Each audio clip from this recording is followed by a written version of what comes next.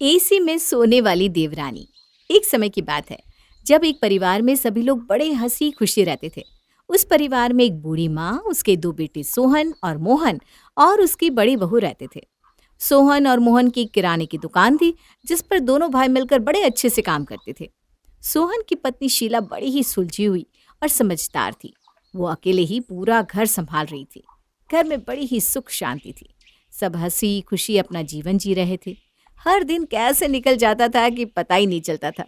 बस एक रविवार का दिन होता है जब सोहन और मोहन दुकान की छुट्टी रखते थे और पूरा दिन घर पर रहकर परिवार के साथ गुजारते थे। उस दिन रविवार ही था और दोनों भाई अपनी बूढ़ी माँ के साथ ड्राइंग रूम में बैठकर बातें कर रहे थे। शीला सबके लिए गर्मा गर्म पकोड़े बना रही थी। अरे शीला, अब हमसे और इंतजार नहीं हो रहा। सच में भाभी, इतनी देर से बस पकौड़ों की खुशबू आ रही है, पर पकौड़े तो देखने को भी नहीं मिल रहे। इतने में शीला पकोड़ों की प्लेट और हरी चटनी लेकर हाजिर हो जाती है। ये लो आपके पकोड़े। इसमें आलू, प्याज, पनीर सबके पकोड़े हैं। अच्छे से गर्मा गर्म खाओ, तब तक मैं चाय लेकर आती हूँ। बहू, मुझे तो बस एक कप चाय ही चाहिए। बिना दांतों के ये पकोड़े खाना मेरे बस की बात नहीं। आपके लिए मैंने स्पेशल चीला बनाया है माँ। आप इनको पकोड़े खाने दो और आप चीला खाना। शीला अंदर चीला और चाय लेने चली जाती है। बेचारी का पूरा दिन बस घर के कामों में निकल जाता है, जरा सा भी आराम नहीं मेरी बहू को। आराम तो माँ तब मिलेगा ना जब कोई और काम करने वाली इस घर में आएगी। कोई और कौन बेटा? अरे माँ, दूसरी बहू और कौन।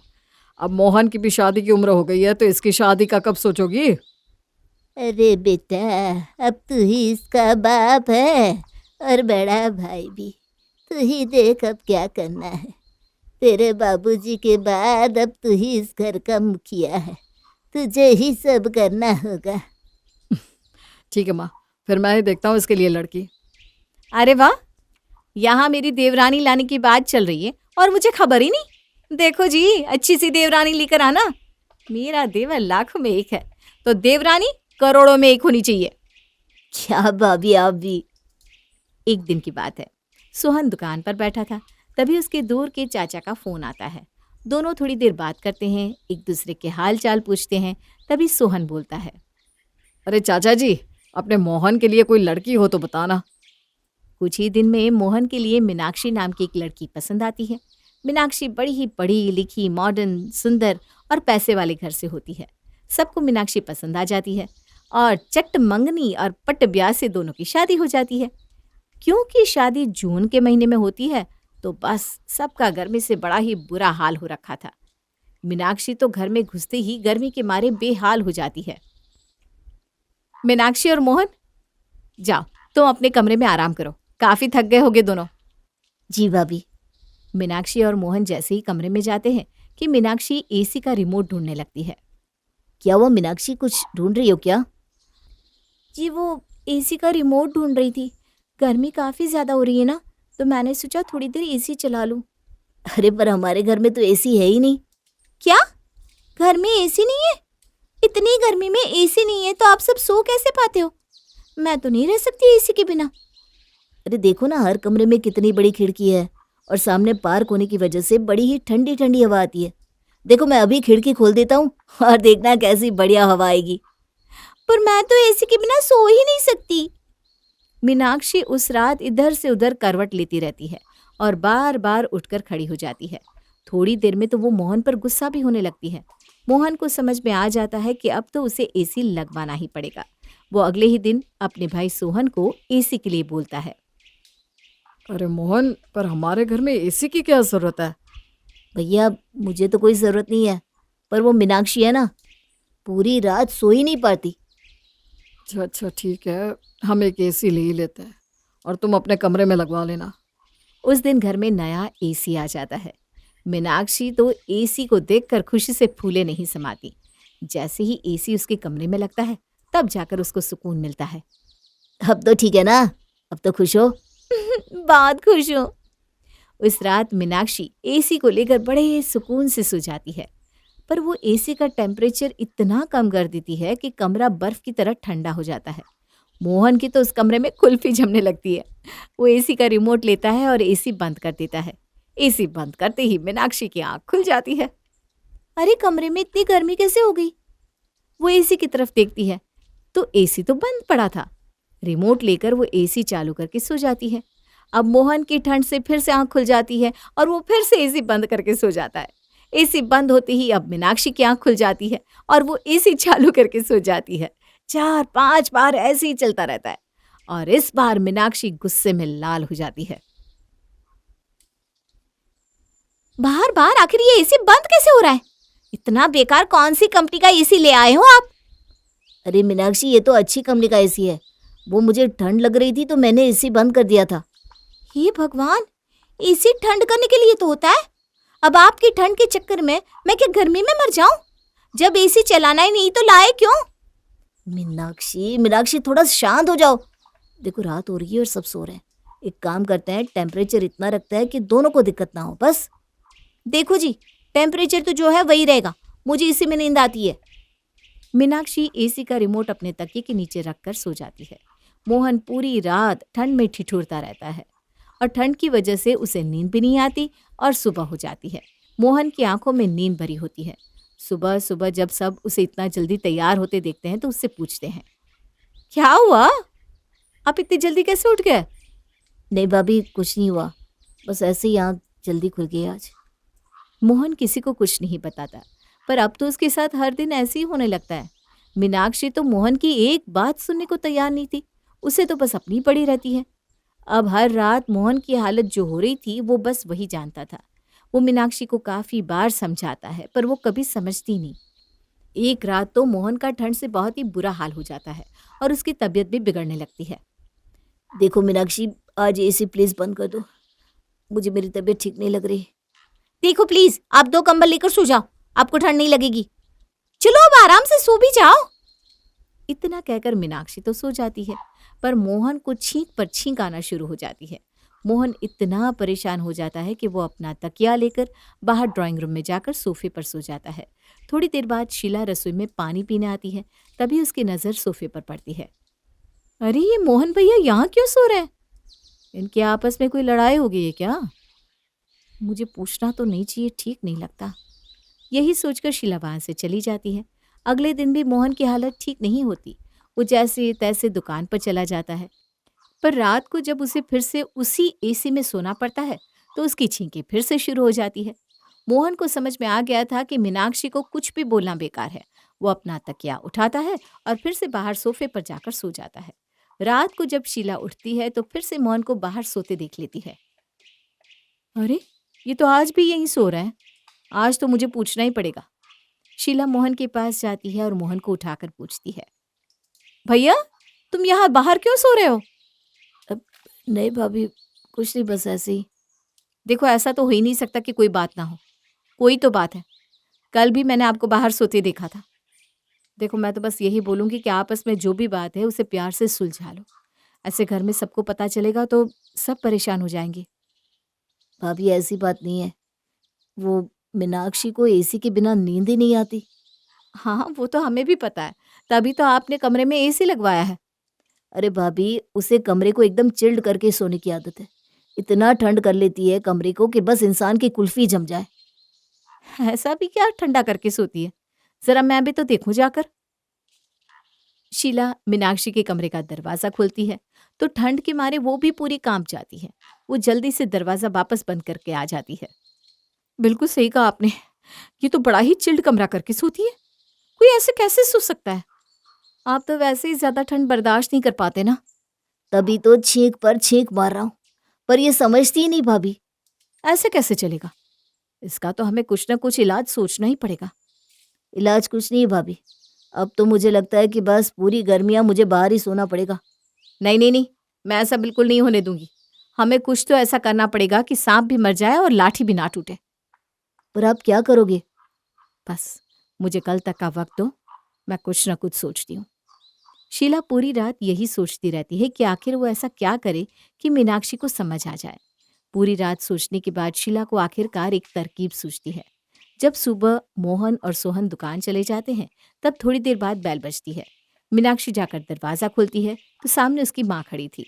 मीनाक्षी अपनी माँ को देखकर एकदम चौंक जाती है। अरे माँ, आप यहाँ कैसे? अरे तो क्या मैं तुझसे मिलने नहीं आ सकती? नहीं माँ, मैं तो बस आपको ऐसे अचानक यहाँ देखकर हैरान रह गई थी। आपने बताया भी नहीं और आज ऐसे अचानक। अरे अब मुझे अंदर तो आने दे कि यहीं सारे सवाल जवाब कर लेगी। हाँ हाँ माँ, आओ ना, अंदर आओ, मैं आपके लिए पानी लेकर आती हूँ। मीनाक्षी की माँ ड्राइंग रूम में मीनाक्षी की सास के पास बैठ जाती है। तभी शीला भी वहां आती है और मीनाक्षी की माँ के पास बैठकर उनसे बातें करने लगती है। सब आपस में बातें कर रहे थे। इतने में मीनाक्षी अपनी माँ के लिए पानी ले आती है। फिर वो भी सबके साथ वहीं बैठ जाती है और सब बातें करने लगते हैं। और बताओ समधन जी, कैसी हो? मेरी बेटी घर का काम काज तो सही से कर लेती है ना? हाँ बहन जी, और बाकी अभी उसे आए दिन ही कितने हुए हैं, थोड़ा वक्त तो लगता ही है नए घर में ढलने में। ये तो आपका बड़प्पन है समधन जी। बाकी अगर इससे कोई भी गलती हो तो मेरी तरफ से पूरी छूट है, आप उसे डांट सकती हो। क्या माँ, अब थक गई होगी ना? चलो अंदर मेरे कमरे में चलो। अरे मैं जब यहाँ बैठी हूँ तो करने दे मुझे तेरी सास और जिठानी से बातें। रात को चलूंगी तेरे कमरे में और तब आराम से बात करेंगे। रात को मतलब? आप आज यहीं रुकने वाली हो क्या? अरे तू ऐसी शक्ल क्यों बना रही है जैसे तुझे खुशी नहीं मेरे रुकने की? अब इतनी दूर से आई हूँ तो क्या ऐसे ही चली जाऊं बिना दामाद जी से मिले? 2-4 दिन रुक कर ही जाऊंगी। जी बहन जी, ये बिल्कुल सही है, आप रुक कर ही जाना। मीनाक्षी की शक्ल पर 12 बज जाते हैं, जैसे उसे अपनी माँ के ऐसे अचानक आ जाने पर कोई सदमा लग गया हो। क्योंकि मीनाक्षी की माँ बहुत ही सख्त होती है। शाम को अब सोहन और मोहन भी दुकान से आ जाते हैं। मोहन रुमाल लिए अपनी नाक को रगड़ रहा था। अरे माँ जी, आप नमस्ते माँ जी, कैसे हो आप? मैं तो ठीक हूँ दामाद जी, पर आप ठीक नहीं लग रहे। बस माँ जी, थोड़ा जुकाम सा हो गया है। ऐसी भरी गर्मी में जुकाम कैसे हो गया? अरे माँ, आप उनको बैठने तो दो। आप आइए ना, कपड़े बदल लीजिए, मैं आपके लिए चाय लेकर आती हूँ। मीनाक्षी मोहन को कुछ भी बोलने नहीं देती और बात घुमा देती है। थोड़ी देर बाद सब लोग साथ बैठकर खाना खाते हैं। खाना खाने के बाद आपस में खूब बातें होती हैं। मोहन मीनाक्षी की हरकत से बड़ा परेशान होता है, पर फिर भी वो मीनाक्षी की माँ से उसकी कोई शिकायत नहीं करता। काफी देर बातें करने के बाद अब सबको नींद आने लगती है। अब बात आती है मीनाक्षी की माँ के सोने की। माँ, आप ना आज माँ जी के कमरे में सो जाना, ठीक है ना? अरे अभी तो तेरे कमरे में चलेंगे ना, थोड़ी बात करेंगे, फिर जाकर सो जाऊंगी तेरी सास के कमरे में। बिल्कुल सही बात है मीनाक्षी बहू, अपनी माँ को कमरे में ले जाओ। जी माँ जी। मीनाक्षी अपनी माँ को अपने कमरे में ले जाती है। थोड़ी देर वो मीनाक्षी से बातें करती है। मोहन भी वहीं बैठा था। शीला कमरे के बाहर से गुजरती है तो देखती है कि मीनाक्षी ने आज एसी बंद रखा है, पर वो बिना कुछ कहे वहां से चली जाती है। थोड़ी देर बातें करने के बाद मीनाक्षी की माँ उसकी सास के कमरे में जाकर आराम से सो जाती है। उसके जाते ही मीनाक्षी का फिर से वही ड्रामा शुरू हो जाता है। हाय, कितनी गर्मी है, मैं तो मर जाऊंगी ऐसी गर्मी में। अभी तो इतनी देर से तुम अपनी माँ के साथ इसी गर्मी में बैठी थी, तब तो तुम कुछ नहीं बोली, तुमने एसी भी नहीं चलाया। हाँ, तो मेरी माँ ठंड में नहीं रह सकती, इसलिए मैंने एसी बंद रखा था। मोहन को ये बात बड़ी बुरी लगती है कि मीनाक्षी अपनी माँ के लिए गर्मी में बैठ सकती है, पर उसके लिए जरा भी एडजस्ट करने को तैयार नहीं है। मोहन हमेशा की तरह अपना तकिया उठाता है और बाहर सोफे पर जाकर सो जाता है। अंदर मीनाक्षी मजे से कमरे को चिल्ड करके सो रही थी। अब मीनाक्षी की सास चुपके से कमरे का पंखा बंद कर देती है। गर्मी से परेशान मीनाक्षी की माँ उठ जाती है। अरे ये पंखा कैसे बंद हो गया? लगता है लाइट चली गई। एक काम करते हैं, बाहर चलकर सोते हैं, वहाँ अच्छी हवा आएगी। दोनों उठकर बाहर आते हैं।